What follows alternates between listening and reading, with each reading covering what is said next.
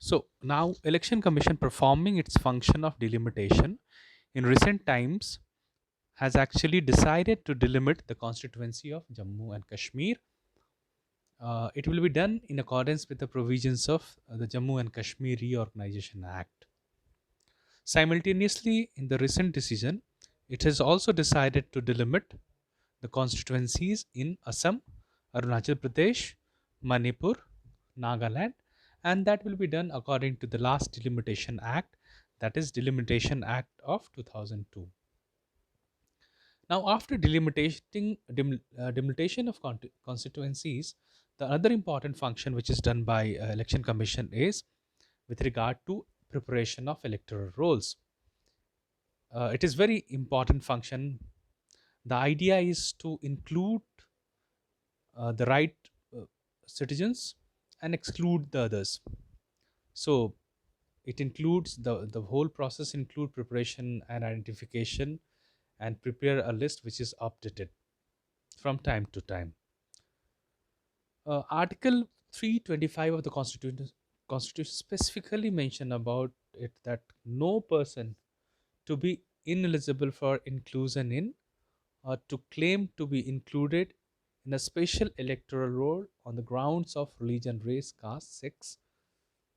So it clearly, this article clearly make a sense that there should not be electoral roll as it had been in the past, or in the British time, maybe on the common lines or on the basis of any race or on the basis of caste.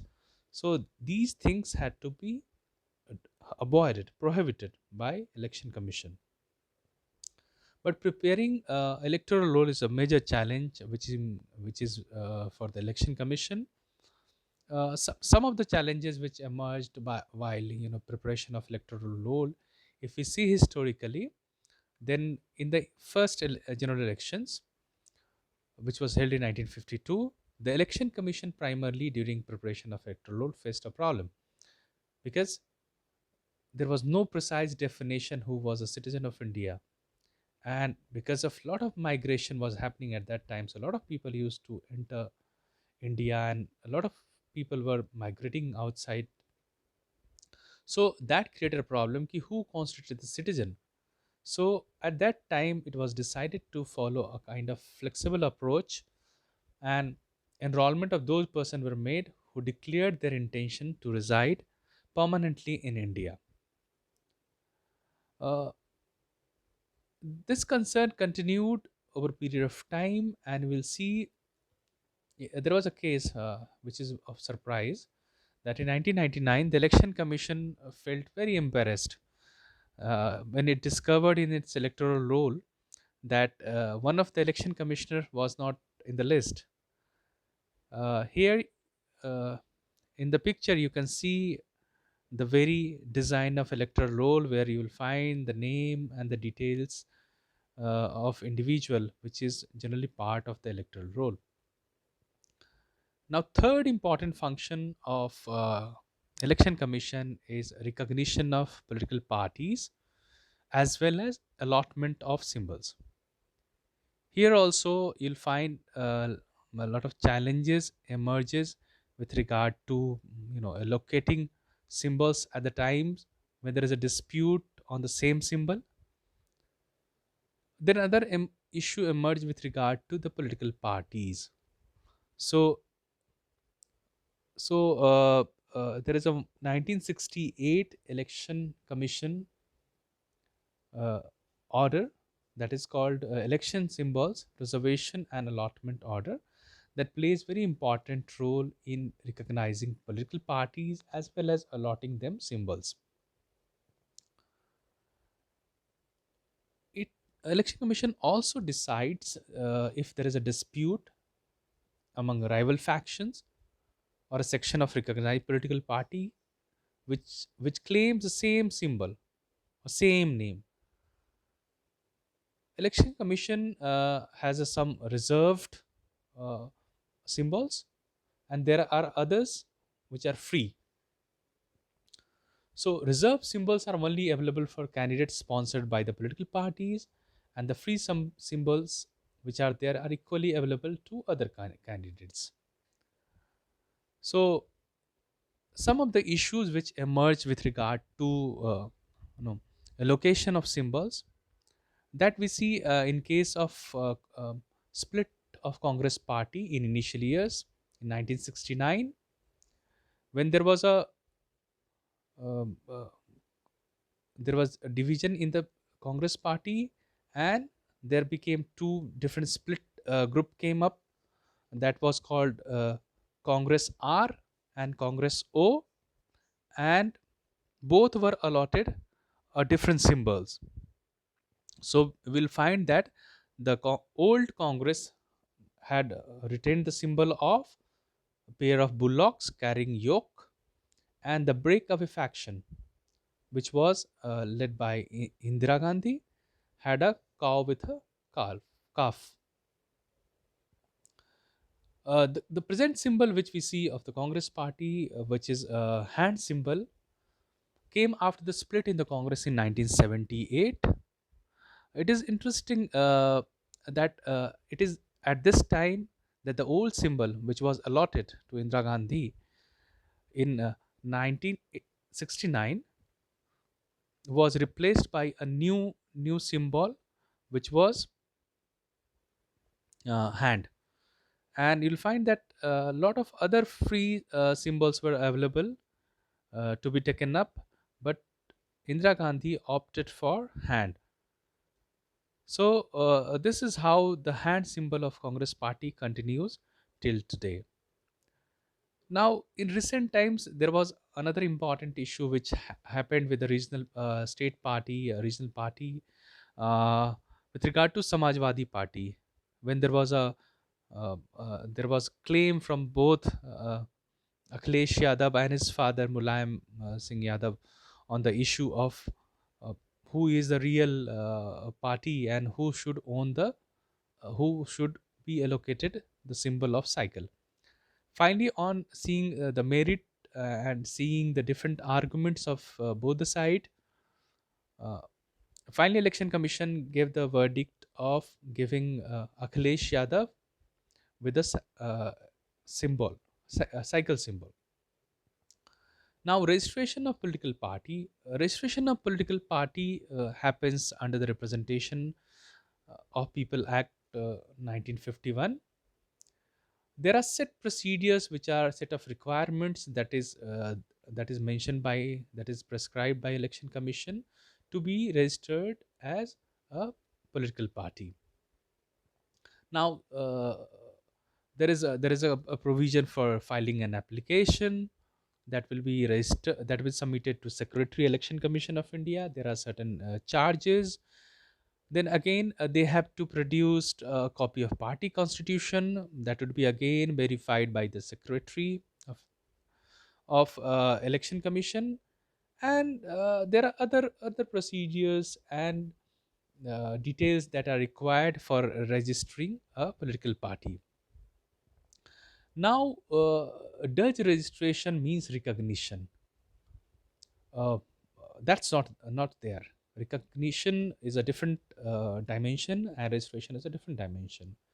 You can be registered as a party, but you may not be allocated a category called recognized party, that is a state party or a national party. These are done on the basis of certain amounts of uh, votes, certain percentage of votes, and certain number of seats that a particular party won in a particular election. There are set criteria by Election Commission that recognize a political party, whether it is a state party or a national party. One of the important challenge that emerge with regard to political party, if we see the data, that today with Election Commission there are around more than 2,500 political parties registered. So and there are more application pending to be registered as political party. Now, in 2016, December 2016, the Election Commission delisted more than 300 political parties, which, according to Election Commission, existed just on paper, and there was apprehension that this could be these parties which is just registered as a political party and they are just mere on the paper, may be a center for laundering money. So because many of these parties were dormant and had not contested any election since 2005. So election commission primarily delisted many of these political parties because they have been inactive for so many years. Now one of the important challenges that emerges before election commission is that the election commission do not possess this power of, you know, deregister any political party. They cannot deregister any political party because there is no statutory permission or statutory backup before election commission, to do this. Now coming to the other important issue, other important function of election commission, the scrutiny of nomination paper. So examination of nomination paper is very important function of election commission. If the papers are not in right format, if papers are not with all the details which is required according to the existing norms and laws, then a particular candidate's nomination can be cancelled. So the duty of screening through these nomination paper is done by returning officer, uh, who notified all the contesting candidates the dates, time, place for the formal scrutiny of nomination papers. So the returning officer primarily screen these nomination paper which is filled up by the aspiring candidates, and they have to, what they have to do actually, they have to provide required security deposits, and they have to also fulfill several criteria, and that is checked by the returning officer. So there is affidavit also, which is part of the nomination paper, that includes varieties of information that need to be fulfilled by the candidates. Like the candidate had to provide the asset they have, the mobile asset, immobile asset they have, then the amount of property, the number of cases against an individual, the education qualification. So then besides, then the candidate has to do signature at right place, then the proposer details and his signature. These all details have to be part of the nomination paper, and by screening these nomination paper, the election commission makes a particular candidate eligible for contesting a particular election. So at times the rejection of nomination paper becomes very controversial and a problematic aspect during election process. Now the most important function that comes up is with regard to conduct of the poll. So conducting a poll is a huge cumbersome task that is taken up by election commission. It involves the determining the timing of the election, preparation of the election schedule. The schedule includes varieties of information that need to be provided by the election commission. That is a notification of election, date from which election nomination can be filled, then last date of filing nomination, then last date of withdrawal of a nomination, then last date of scrutiny, last day of uh, withdrawal of a nomination, then date of polling, date of counting, declaration of results. So this requires huge preparation on the part of election commission. Now at times after even declaration of result, or after the election is over, there is also possibility of conducting re-election or repoll on certain constituency because of some problem has arose on certain constituency. So these all arrangements are made by election commission. Now, utilizing its power under Article 324 of the Constitution, uh, there is a during the in course of or with the announcement of the election, there is very important aspect or important code which is called as Model Code of Conduct, which is uh, which is uh, supervised or implemented by the election commission. So we need to know what is Model Code of Conduct first. So Model Code of Conduct primarily is a minimum standard of behavior which is primarily laid down by the election commission, and it has been done primarily with consensus among different political parties. It primarily talks about what a candidate or what a political party should do or don't do for the a particular election. So it involves varieties of guidelines which are there for political party, with regard to candidates, with regard to polling agents, and they all have to abide by these norms.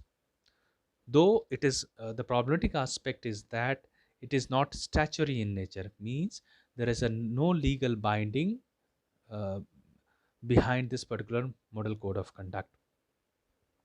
Now, historically, if we see evolution of model code of conduct, then we see primarily it was firstly introduced in 1960 assembly election in Kerala. Then, during simultaneous polls to the Lok Sabha and assemblies in several states in 1962, and in October 1979, the Election Commission came up with a comprehensive or broad-based code uh, that saw further changes after consultation of different political parties. So it generally comes into force on the announcement of poll schedule and remains in operation till the process is completed. So examples that we can see during elections, that some of the model code of conduct that is applied, the examples include like candidate cannot incite communal tension, then using of caste or religious appeals for votes, it cannot be done. Then again, canvassing within 100 meters of the polling stations. Now, how to implement these model code of conduct, which is a huge list of prescriptions which is given by the election commission. So election commission has come up with some of important ways, like it has brought joint task force for enforcement, uh, including of enforcement agencies. Then there are flying squad, and recent time using the digital way, it has brought an app which is called C Whistle, on which different audio visual evidence can be sent to election commission so that it can really see who is the culprit, who does flout you know the norms or the set of code which have been prescribed under moral code of conduct. One of the important lacuna which we have discussed till now with regard to moral code of conduct is that it clearly lacks the legal sanction behind it. So time and again it is being flouted by different candidates, even political parties. But uh, if we see the history of code of conduct, according to the election commission, its own word, it says that the model code of conduct is a unique document and regarded by many democratic countries across the world as a singular contribution by the election commission of India to the cause of free and fair election. So if we conclude it, it is if we evaluate it, we see the model code of conduct is a fantastic set of guideline. One of the problematic aspect is also that it's very difficult for election commission to control a huge country of 900 million voters, which is in fact spread over 3.2 million square kilometers. So it's a great challenge. Also, with the coming of social media and coming with the digital technology, it is really a challenge before election commission to conduct and stop the violation of conduct, a moral code of conduct. So next important function that we will see with the election commission is with regard to, so money and muscle become very important in election. So next important function of election commission is with regard to election expenses. So the commission of India has actually put a limit to the campaign expenditure that need to be incurred by the candidate. Simultaneously, it scrutinizes the different accounts of election expenses, which is submitted by different contestants in election. So the amount limit which is put by election commission is for a Lok Sabha candidate, the cap is between rupees 50 lakh to 70 lakh, depending on different states, the larger state and the smaller states. Accordingly, there is a cap between 50 lakh to 70 lakh. Then in case of assembly election, there is a ceiling between rupees 20 lakh to rupees 28 lakh.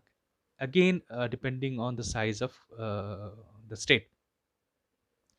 Now, one of the important aspect that we seriously see with regard to calculation of election expenses is that election the expenditure which is done by a particular candidate comes under the ambit of the election commission scrutiny, but it clearly leaves aside the money spent by a political party or a supporter towards the